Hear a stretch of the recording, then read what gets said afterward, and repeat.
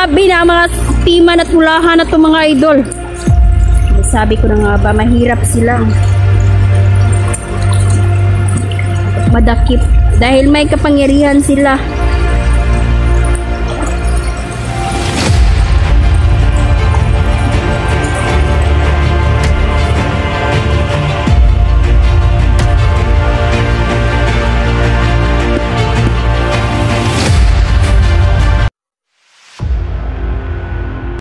Hello mga idol, mapagpalang araw sa inyong lahat. Kumusta po? Shoutout po, Jared Kahefe. Salamat po sa lahat po ng mga sumusuporta sa atin no, at nag-share ng ating mga videos. Thank you. Salamat sa inyong lahat.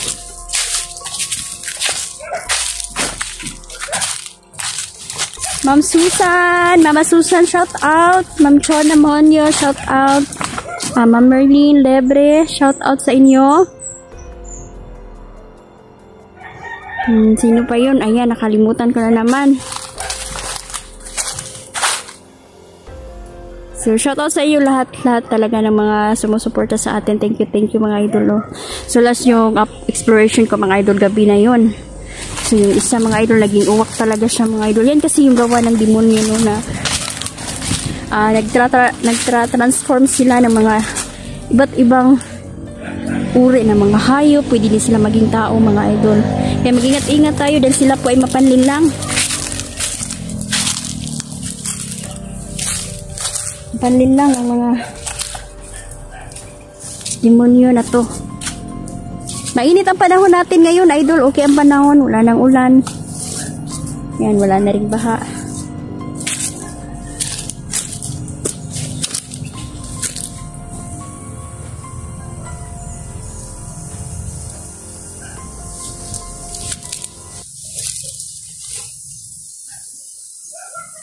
Update ko kayo sa susunod kay Commander Nelson mga idol no. Na nagbago na po siya talaga. At chinek ko naman siya mga idol. Okay ang buhay niya. Yan. Wala pa rin pagbabago. Nagdungag-lungag hapon silang saging idol. So, wala pa sa trabaho. Itulungan ko naman siya mga idol. Hinahatnan ko ng pagkain. Sige lang idol. I-update ko po kayo sa susunod. Yan.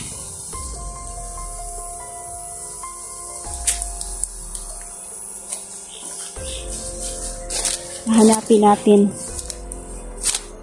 yung uwak na naging tao mga idol.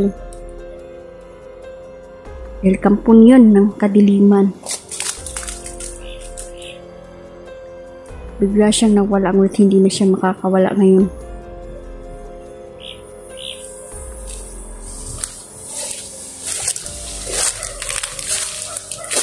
Susumpain natin ang tao na yun at hindi na yun makakalipad, hindi na yun magtra-transform pa na mag-iibo na uwak siya. Hindi na mga idol, na sinusumpa ko na siya ngayon. Salamat po sa mga nag-share ng video no, Ma'am Gino, Ate Neng, shout out, Ma'am Darling May, Ma'am Sarah Manlawi, Ate Ara, shout out sa inyo. Ingat kayo dyan.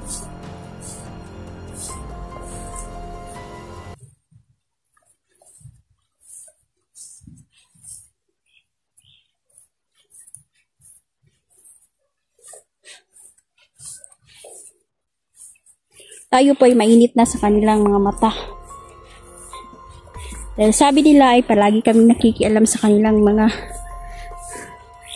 ginagawa mga idol, ngunit hindi naman tama dahil may mga mapapahamak naman ng mga isinusente, walang kamuwang-muwang.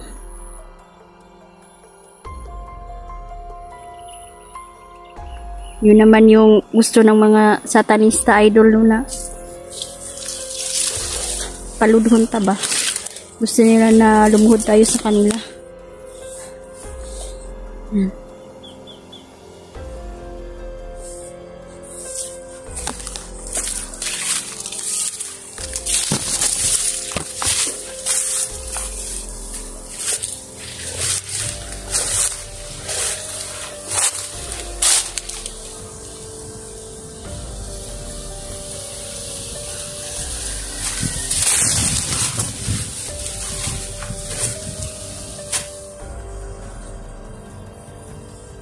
madaming pulahan mga idol, at sila yung delikado kasi kung ma-enkwentro nimo ni nga mga tao, may orasyon sila ba para manghina ka, para di ka makasukol sa ilaha.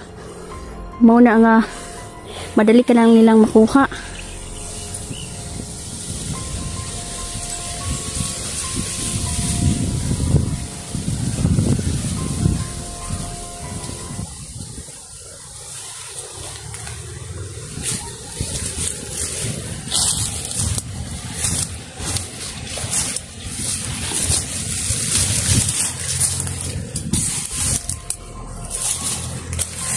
Ma'am Norby, shoutout sa inyo. Kumusta? Brother Magno, Edmund Book, shoutout. Yan.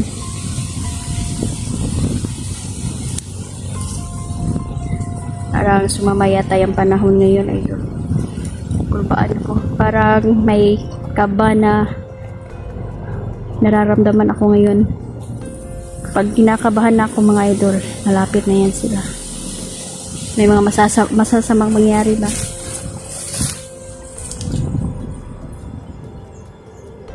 May gumagalaw dyan.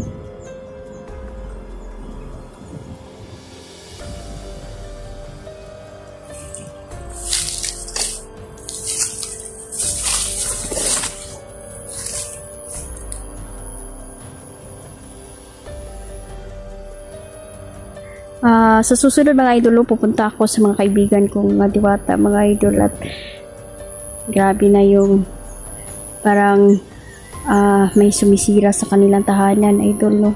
Malayo kasi yun, kailangan pang bumiyahe. Hala, tingnan nyo, daan palagi ko dito sila idol.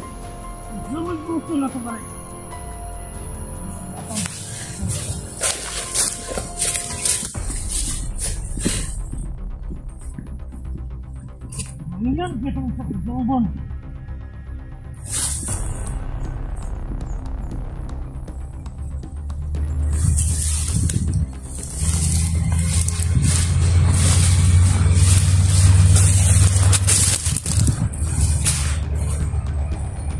Tingnan nyo ang mga hinayop, mga hayop na to idol. Tuloy-tuloy ang kanilang organisasyon.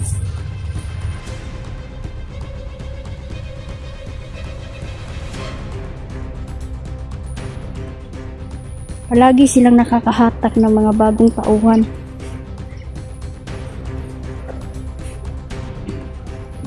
Hindi ako papayag.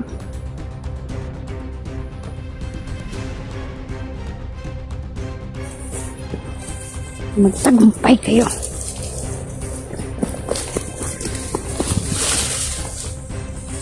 Maniid na.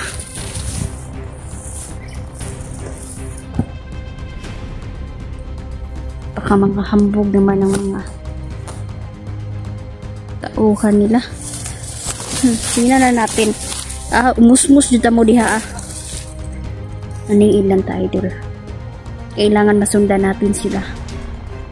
Dahil may ano to ba, may mga pinuno ito. At ang goal ko dito ay mapatay yung tao na naging uwak. Dahil malakas ang kapangyarihan niya idol.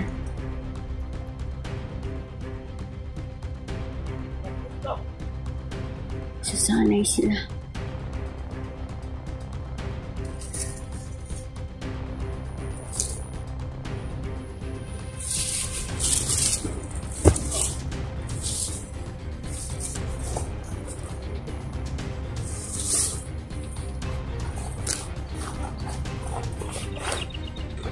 Magsanay kayo dahil mamaya puputok ang mga ugat nyo sa mga ulo ninyo.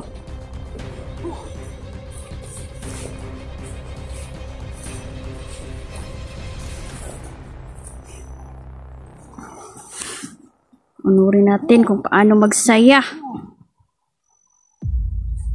ang mga demonyo.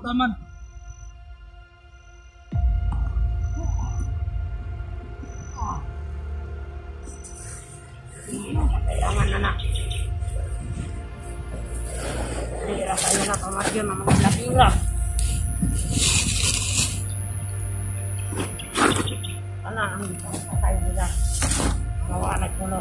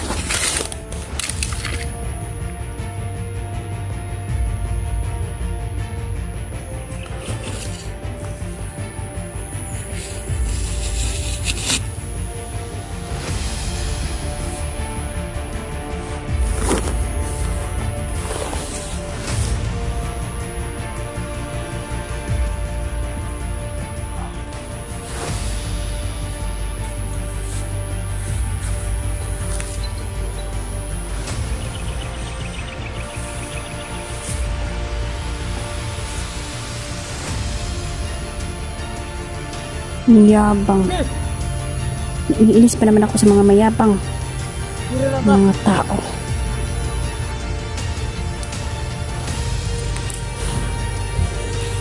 Ito ay binigay sa akin ng mga diwata. At ngayon, pupugutan natin sila ng ulo. Mga idol, pasintabi po. Dahil ngayong araw na to, dadanak ang dugo. Ngayon, tulo sila at tayo lang ang mag-isa.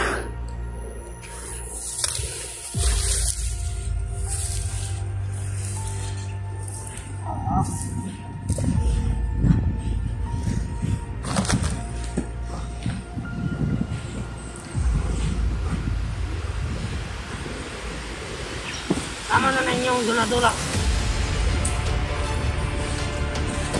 Magamping kaming lugaras. Ayun.